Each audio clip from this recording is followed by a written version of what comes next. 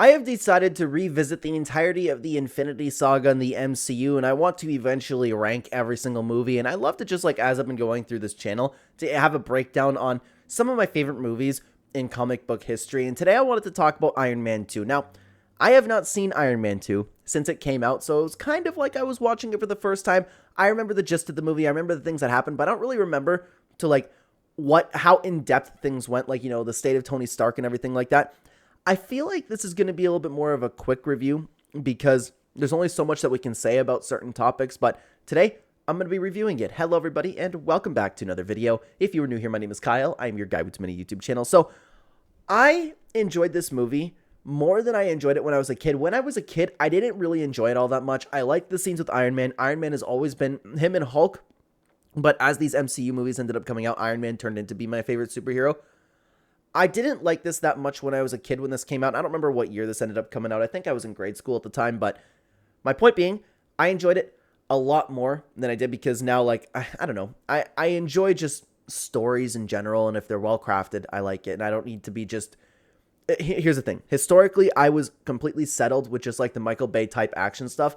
Now, I kind of like a lot more things beyond that. So, we're going to talk about Iron Man, okay? And the movie kicks off right away, and this is where I was talking about might be a little bit difficult to break some things down because we have Tony Stark and you have people over in Russia hearing about the announcement that Tony Stark is Iron Man, and they end up just having somebody, like the main villain of the movie was somebody who collaborated with Stark's father, and I can't remember what Howard did to the guy, but he got screwed over at some point, so he wanted to get revenge on Tony's family. But we move into Tony's story pretty quickly after learning about the new villain that's going to be coming to play over here. So we have the entire problem with the government trying to take control of Iron Man and Iron Man's suit. Tony can't just be a superhero just on his own, which honestly, it makes sense. All of those rules make sense to have in place. But the problem is, we as the viewer know that Tony has the best intentions, and Tony, as the movies continued on, as the Infinity Saga continued on, he ended up being right. Like, when we're talking about Avengers Endgame, he was having that whole conversation with Cap, like that's what we needed, depending on whether or not it walked over your precious rights. I don't remember exactly what he had to say, but he knew that he needed to do what was best. And for my personal belief, when you have somebody like Tony, but this is a problem because you never actually know. We know because this is fiction. We know because we know Tony. But in real life, you would never be able to know something like this. So I understand why those rules need to be put in place. If you had somebody that was actually just pure good like Tony and he wanted to do what's best for the world, then yeah, let him have his special privileges. And Tony ended up getting out of it somehow, and I like kind of like, I'm fast forwarding a little bit, but at the end of the movie, the guy that was disrespecting him had to take a picture with him and give him his medal and all that. So everything ended up being okay for the time being. He kept his Iron Man suit. But what we do learn, and this is actually what I kind of forgot about. I didn't forget that this happened, but I forgot that it was such a big part of the movie. Tony learns that he's actually dying.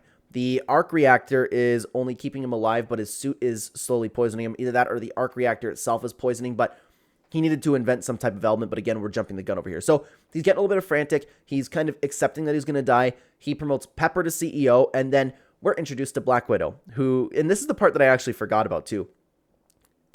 We see Black Widow come in as an assistant because she's just watching over Tony Stark, and it was so weird to see her like in assistant mode, like, oh yes sir, is there anything that I can do for you today? And she like, dude, she's such a good actor, man. Like, because she fits into that like assistant role like perfectly, but at the same time, like, not the character that she is also a good actor, so it's pretty cool to see that at the same time. But Pepper's freaking out. Tony's just partying. He's accepting that he's going to die. He's going crazy. But as we continue on with the movie, this is where, in my opinion, the movie is a little bit lackluster. Because while I do love the entire story with Tony, and it's fun to look back on as the story concluded, but I'm kind of remembering why I didn't like this movie so much growing up, is because we finally are brought to our first action scene. And our main villain, excuse me, the name of the villain's actually escaping me, but he ended up creating his own Iron Man suit. And he had those, like, electric whips that could slice people in half. Tony's going crazy. He's driving around, and then this guy ends up interrupting. He just wants to prove to the world that Iron Man wasn't invincible. He wants revenge on the Stark family, so he starts attacking Tony. And then something else that I liked too was Happy's involvement. It escaped my memory how much he actually used to do when he's like actually going in and punching people. He's actually driving Pepper around, getting the suit to Tony, and long story short, Tony ends up having to take on the other Iron Man, and we get to see our first Iron Man fight. And I thought it was very lackluster. Extremely lackluster. Even, like, the ending scene, but I gotta remember, like, I guess it's for the time, it was okay. But I also think back, like, I just talked about the first Hulk movie, and the Incredible Hulk, excuse me, not the very first Hulk movie, and I thought the fight scenes there were infinitely better. So we know at the time that they're capable of producing this type of stuff. The CGI is there.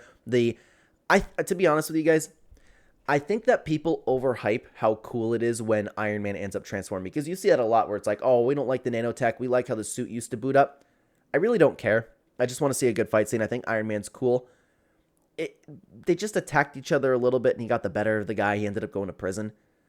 I like what the Avengers kind of turned into, and all these fights kind of being a spectacle. But I don't know if it's also meant to be small, because, Iron Man's just getting to the groove of things. He doesn't have all of the weapons yet. I don't know if that was on purpose. I just wish that I could have seen a little bit more from that fight scene. Like, it was okay, but nothing made me go like, hell yeah, Fights throughout the entirety of the MCU did make me kind of say that. So, again, I thought that was a little bit lackluster, but somebody over in the government ended up being interested in the tech from the guy from Russia, so he ended up faking his death, breaking him out of prison, having him work on his own Iron Man suit, but he said, hey, drones will be better. So he's in a room by himself making drones, and he's still delaying stuff like, okay, we can have a presentation, stuff like that. So I don't know why people would trust him to do anything, but I guess he's the guy you need, right? So after that, we're brought back to Tony Stark kind of like going a little bit more insane, because he's accepted that he's going to die. He started talking about, even to Nat, talking about like, oh, what would you do if it was your last birthday? And I thought there was going to be a little bit of, special tension between those two, but he ended up having a big party. He was being disrespectful to Pepper, and while his disrespect isn't excused, it's understandable with how much he was flying off the radar, and he was like, keeping all of this to himself. He has a fight with Rhodey, but even then, the fight with Rhodey, nothing about it made me go like, dude, this is so sick. I love watching this movie. I liked the movie. I thought it was good, like, just good. It wasn't great, wasn't spectacular. There was nothing in this movie that made me, like, hyped up at all. It was just good enough to keep me entertained the entire time, or, like, entertained enough, I should say. But we have that entire story with the birthday party. His suit ended up getting confiscated, and this is where Nick Fury actually approaches him, and then we learned who Black Widow actually is, and we learn her capabilities. She ends up fighting some people, but I might be jumping the gun there a little bit, excuse me. Anyways, he's kind of like still accepting that he's going to die. He is put somewhere under surveillance, and this is where he actually sits back, and Nick ends up giving him all of his dad's work, and it was cool to see that he was pretty, admirable of his father, which, ooh, this is so weird to think about now, because depending on when you're watching this video, because I guess this has evergreen content, we are nowhere near Avengers Doomsday now, and if it actually comes out that Howard wasn't actually Tony's father, that would be so crazy to look back at, because now I'm having doubts. I'm having doubts because Tony is his greatest creation, right? Oh, if they actually end up going through with that story, that's going to be insane. But anyways, Tony's still impressed. I guess Tony isn't the smartest man like in the world yet, until once we got into like the Avengers Endgame territory, I guess he continued to improve, but he used his father's work to actually be able to create a brand new element. And is this when Jarvis was invented? I could be wrong about that. Sorry. My memory on some of the timelines over here after knowing what's coming, I think this is where he actually invented Jarvis too. But anyways, regardless, he brings a new element. He puts it in his arc reactor, and he's no longer getting poisoned. His life is safe. But after all of that, after Tony ends up actually, saving himself, we are led to the final confrontation of the movie, and that's where, and again, I'm sorry, I just don't remember the villain's name. I don't know if this takes away from the video. Hopefully you're still enjoying it, but we have the presentation with all of the drones and the guy's Iron Man suit, and shocker, they all go haywire, and he's actually a bad guy. He still wants to kill Tony Stark. He takes control of War Machine, and I forgot to mention this too, because we had the actor change for the War Machine. I liked at the beginning of the movie where he's like, Rhodey, yep, it's me, deal with it. I get that one, got a little bit of a chuckle out of me, to be honest with you, but there's nothing much to say other than they start fighting the drones. The Iron Man suit goes into action. We have that scene. Oh, this is where Happy and Natasha ended up infiltrating that base, and this is where we actually see Happy, punching people. I thought it was funny with Black Widow kind of taking everybody out, as unrealistic as it is. I found it funny where Happy's like, hell yeah, I got the one guy, and everybody else is laying on the floor. I thought that was pretty funny. But they end up regaining control of, oh, and I forgot to mention, War Machine was controlled as a drone, so he was taking on Tony, and Tony didn't want to hurt War Machine, so a little bit of conflict there, but they all end up regaining control, and then Tony and Rhodey end up fighting the main guy. And this was probably the most lackluster fight in the MCU, because you actually have something where you can actually have these like Iron Man suits fighting against this like really, really big baddie Iron Man suit. All they do is just grab one end of, I guess, whatever the energy stick is, and they just explode. And the fight's over. I enjoyed this movie, and I don't mean to sound like I'm hating on it. It's just there was so much about this. Every single time that we saw Iron Man actually fly into action, I was disappointed. Now, you know what? Disappointed's not the right word. It's just, I didn't care. Like, these fight scenes should be like, the pinnacle of the movie, but they're not. And I don't know if that's by design. I don't know if it was more so about Tony's mental state the entire time, but the Iron Man movies by themselves have always been a little bit more weak. But anyways, the only thing that actually got a little bit of a rise out of me was afterwards, where the dude said something like, you lose, and then all of the drones were going to blow up, but Pepper was near one, so he had to like fly over and save her real quick, which that was literally the only point in the movie where it made me go like, whew, like, it made me actually care about it a little bit.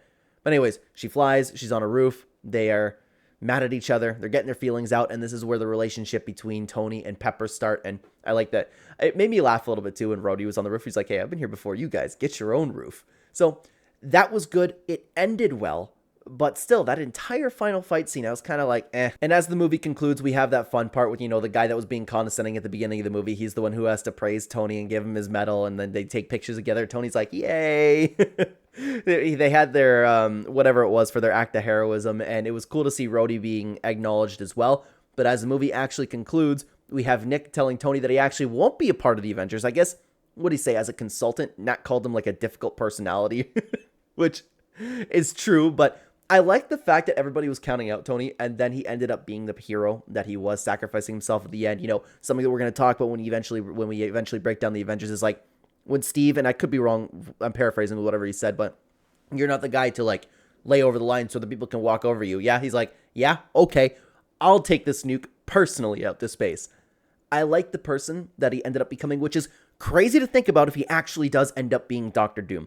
But this is a conversation for another time. The post-credit scene shows that Thor's hammer arrived. That got everybody hyped. I remember watching that back in the day, and it was a good time. So with this movie, comparing to everything in the Infinity Saga, it is very weak in my opinion, but it was good enough to still have my enjoyment. Thank you so much for watching, everybody. Check out the first Iron Man movie review we have right here. I'd love to have you over there. Thanks for watching, guys. Take care.